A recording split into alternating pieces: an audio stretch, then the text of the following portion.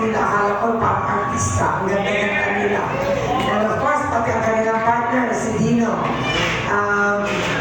Kagawad, Godiedo, and Kuya Benjamin, Kapitan Velasquez, Doc Bautista. Nakita ka, dami natin kasamahan sa LGU na nandito ngayon, aside from my relatives and friends ni Flory. Alam niyo, nakilala ko si Flory na bilang isang magaling na negosyante.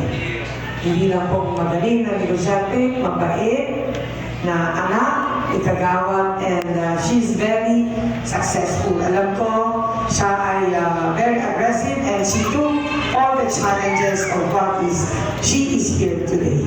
So again, stay healthy, Flory, and happy birthday. More years to come and more successful years to come. Thank you, Flory. Thank you so much, Juan. We really appreciate your effort in coming here to greet ng Flor. Please join her on stage for the photo session. Ayan. Ang dito ko yung mga friends from Karaal. Sino yung mga taga-Karaal dito?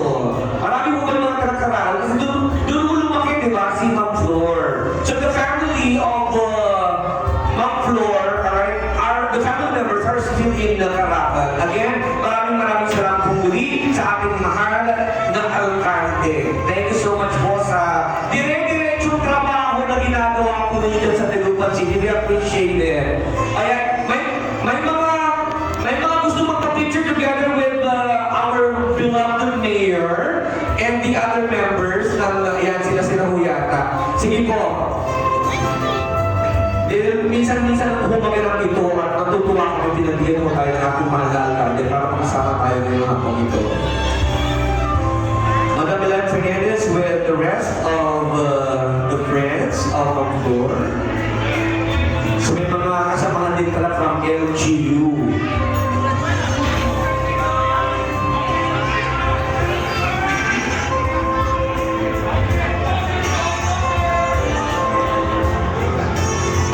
Hindi nyo na itatanong, pinito ko dito kasi Fernandez, kaya from Pangasinan. Kapag nagpupunta ako ng Manila, pag tinatanong ako, Jojo Fernandez, ano-ano ang mayor ng Dagupan? Yun pa natin tinatanong sa akin. Pero for the information of everyone, hindi ko kaano-ano si Madam Pidin Fernandez. Pero masaya ako na kapinito ko ang mayor ng Dagupan, diba?